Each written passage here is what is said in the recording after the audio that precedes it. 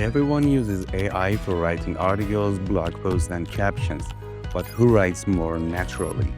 Hello everyone, this is Matthew from Contenting Life. Let's talk details.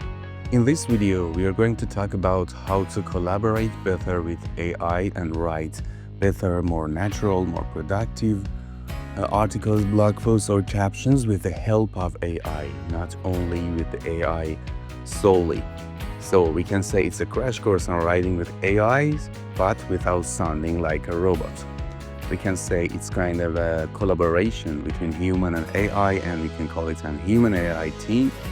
And it's different with just writing a prompt and hitting generate and hoping that the output is going to be good and natural. So let's dive deep into the tips and tricks for making it work. We can say lazy prompt gives you lazy answer. I think if you have used AI for writing, you have experienced it as well. If you just write one sentence, two sentences, and hope to receive a good result from AI, it won't help you that much. And we can say it's kind of a garbage in, garbage right. If you garbage out.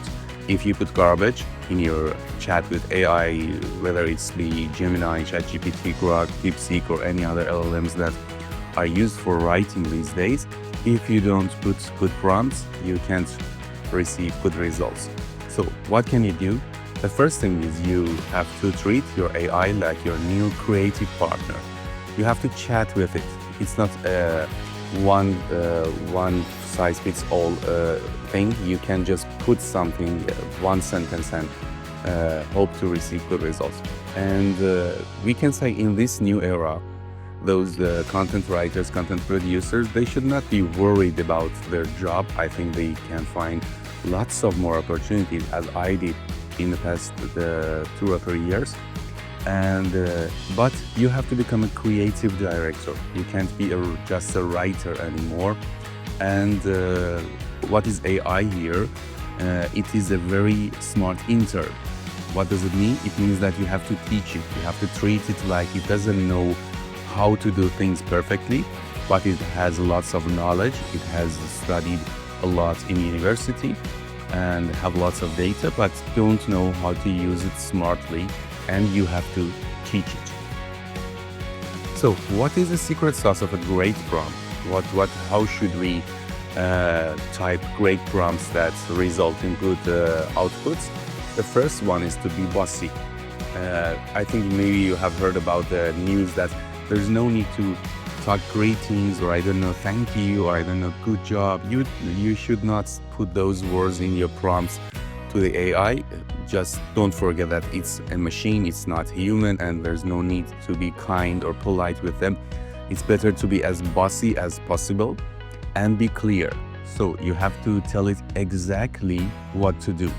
For example, is it going to be summarizing? Is it criticizing? Should it critic or anything else? You have to be clear about that.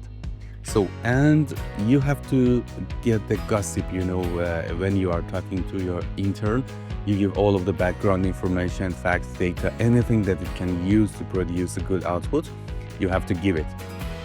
And another part is that you should tell AI to act like something. For example, ChatGPT act as a snarky food critic and blah blah blah. You have to give a role to your AI so it knows how to gather information, how to combine them, how to produce content, and what kind of tone they should take, and etc.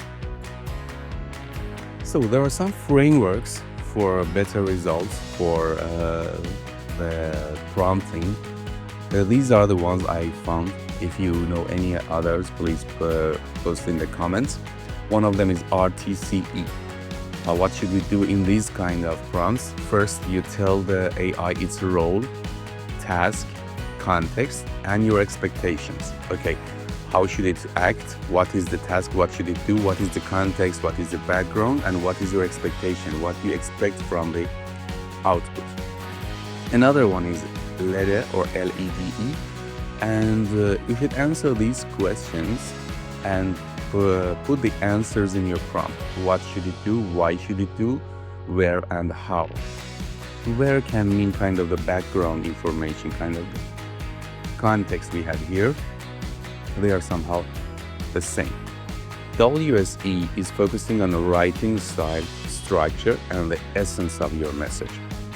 So you tell your ChatGPT, Gemini, anything else, the style, the structure, how should it outline the article, and etc. And the essence, what is the target, what is the result, what is the need, the why behind the message.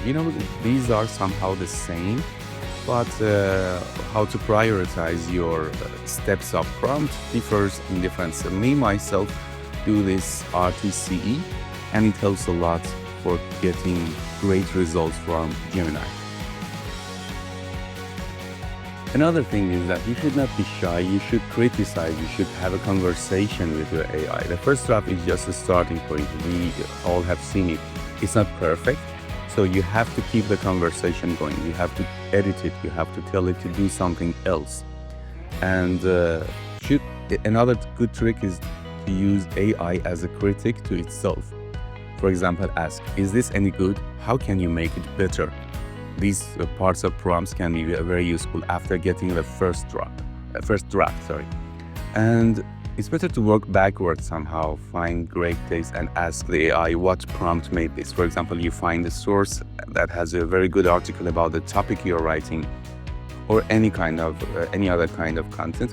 For example, in image creation, you can do it as well. You can upload the image and ask the AI what prompt made this, and then use that prompt and modify it for your use cases.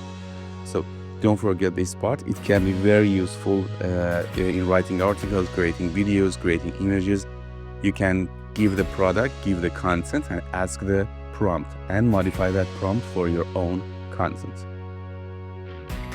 And start to de-robotifying your draft. How can we do it? We know that the information and the articles, for example, the deep research that Gemini and ChatGPT provide you are perfect. They have lots of information and sectionize them very well. Very good categories, headings, everything is perfect, but it's kind of boring. When you read it, it's obvious that it's written by AI and it's not as natural as you need. So the first draft is perfect, but boring. You have to mess it up a little and give it a human soul. I sometimes even try to have some minor humorous tones in my text. I kind of edit the text not to be too academic, not to be too formal. I try to put some senses to it. It can be very useful. And this process is great to figure out your own unique writing style. If you have been a writer before the age of AI, this part is very easy for you. For example, for me, myself, I've written thousands of articles, and I kind of know my own writing style, and I can implement it in the editing of the draft that AI gives me. So I know how to write. I get the information, I get the first draft from AI, and I try to put my own writing style to it.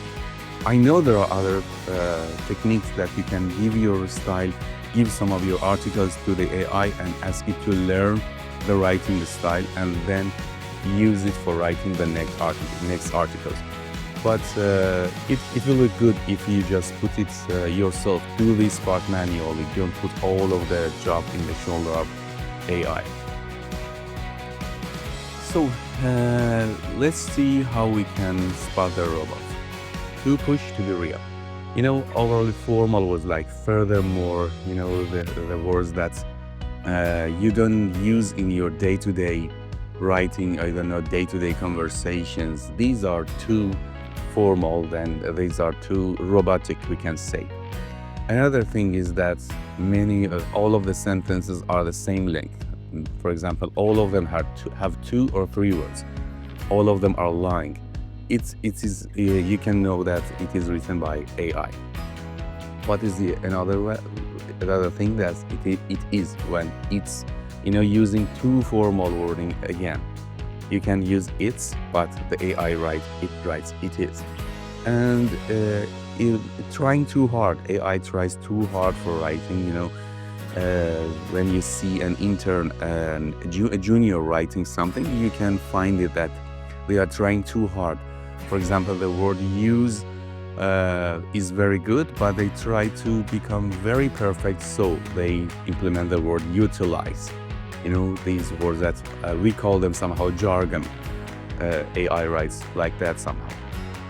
If you find these kind of things in your text or other text, you can say that it's written by AI. Not completely, but maybe some parts of it. So it's time that you get your hands dirty and try to edit the draft that you got from AI. The first step is to read it out aloud. If you stumble or cringe, it needs a rewrite. If you can't read it easily, so you have to rewrite that part.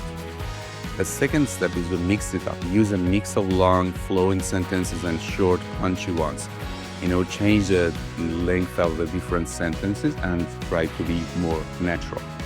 And find your words. Does it sound like you? If you read it, can you say it's written by me, or it's kind of a corporate memo, or I don't know, official letter?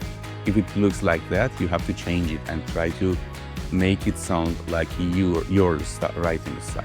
And add some spice, joke, opinion, I don't know, metaphor, anything. You can ask the AI.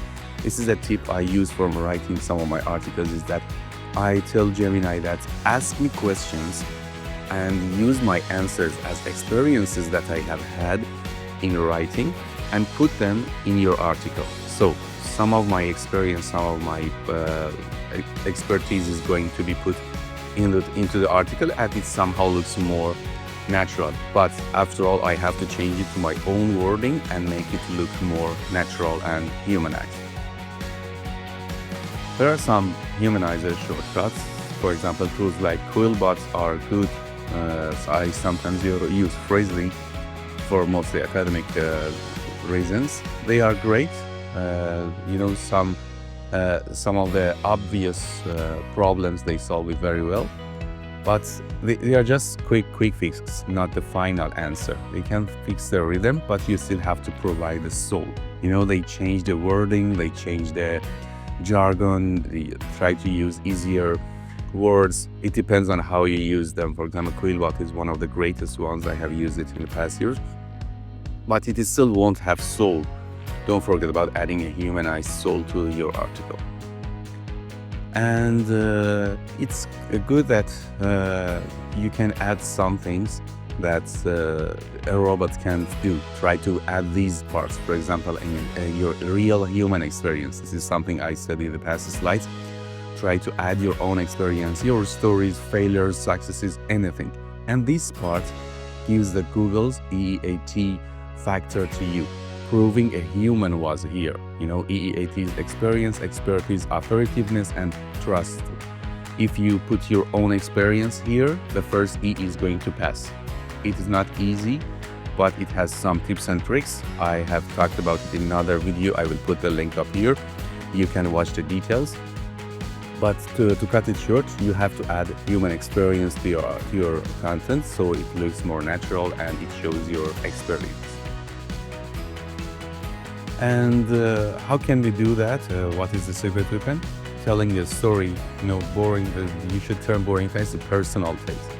You should get feely. Use passion, humor, or describe what things smell, sound, or feel like. I had some copywriting classes some years ago, and I was told that the best writing is the one that puts into action all of your soul, all of your senses. You have to write with more details that, for example, people feel the atmosphere, feel the senses in your article, in your story.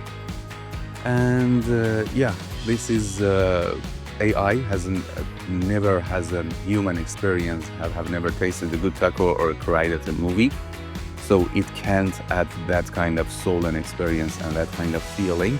You should add it yourself. So let's see what other parts AI is better to be used. One of them is that AI can be used for some plot twists or character ideas. It should be your brainstorming buddy, not the one who writes the whole story. For example, you can create the first drafts, the first scaffolding of a story of an article. You should be the curator here. You get the ideas, cool ideas, and somehow try to put human senses and experience to it. The most important part is to don't trust what AI writes. You think that it scans all of the web pages, or I don't know, it finds the best sources for citing an article or anything, but you can't fully trust AI. Be very strict here. Be very serious in editing and verifying what AI writes. AI sometimes lies. This is the most important part. You should take into account when trusting AI for writing. You have to be careful. And what should you do? You should be the final boss of fact checking. You should, if AI gives a source or a citation for an article or anything else, you have to fact check it. You have to visit that website and try to find the parts that are cited, or any article or anything. It has to be a strict verification process. It's not optional, it's essential. So don't forget to verify what AI writes for you. And be careful, AI sometimes rings up facts. LLMs are just good guessers, they predict what a fact should look like. So they might sometimes invent fake sources, bogus stats and stuff that isn't just plain right. And what is the scary part here? They deliver these facts with unshakable confidence. For example, Gemini, ChatGPT, any of them answer with lots of confidence that you feel that it is real and this fact is real, but be careful, they might not be real. And if you have some experience of working with them and trying to put wrong facts and receiving wrong results, many of us have that experience. They just try to make up answers and deliver it with confidence. You feel that it's right, but don't forget, they sometimes lie, so you have to verify their facts. So what are some tools to spot some AI written text? I can't suggest all of them, and I can't say they are 100% sure, but according to my own experience and some research and comparison I did on other review websites, this is the results. I found that originality, that AI is one of the best in spotting robots, but GPT-0 and Copilix are not that, and Grammarly is not that good in spotting AI written text, but surely it can help you edit your articles, edit your text, and put it more human-like somehow. But Quillbot is better in rewriting. Grammarly is good for spotting the grammar errors or etc. So originality.ai is the first choice, just for spotting the AI written text. So let's have a checklist for fact checking. The first one is check the source. Does it start from a real trustworthy place? Then hunt down citations. If you can't find the source the AI gave you, it's probably fake. You see, sometimes it puts some citations at the end of some articles, but if you couldn't find it, it's probably fake. Is it fresh? Check it. It's very important if you are focusing on SEO and want to rank higher. You have to check the data of the sources. Is it for last week or last decade? Sometimes the AIs don't put into account the timing of the data. And check the bias check. Is it leaning one way, or if it is, you have to try to put it back into the middle and remove all of the AI. So, and for any important facts, something that is very important for the health, for the money, or anything related in these fields, you have to ask another human, an expert, someone who knows better in this field, and try to get consultation and get advice or some editing on your article from them. So let's talk about a toolkit you can have for humanizing your article. The humanizers, Quillbot is not that, just for some quick process, but it's not final solution. Style checkers, Grammarly somehow checks your style of writing and gives you some information about it. AI detectors for double checking for originality. We can suggest originality.ai. And let's wrap it up. So we said that AI is not going to be something that does everything for you. It can be your friend, but let's be honest here. Using AI is more about ethics than technology. Using AI, and there are some scholars, some researchers currently working on this field about the ethical use of AI in content creation. I know there are still some time we should wait so they give us results about the research, but it's very important. The ethics are becoming more and more important when using AI. And it's better to think about, should we change anything in our AI contents? And there's a very good solution, there's a very good tip here. I have used it many times in my own content, and I have suggested some companies to use that. If you use AI, it's better to be transparent and say that you have used it. We have progressed a lot. It doesn't mean that you are weak. If you use AI very well and perfectly, it somehow shows that you have another experience, another skill. You know how to use AI to get great results. So even if you're in an interview, I myself had an interview last week and provided a task and used AI as a companion and talked transparently in the process, and they were somehow happy that I know how to use AI perfectly in my content strategy, content planning, analysis, and etc. So be transparent. It is very important. It shows that you have a skill about using AI, but not only just hitting generate and hoping for good results. So how should we do that? Be honest. Tell your audience that you're using AI. Take the blame. If there's a mistake, it's on you. Don't forget. Almost all of the AI services write that we can make mistake. Be careful about the output. For example, Gemini writes it at the bottom of the page that Gemini can make mistake.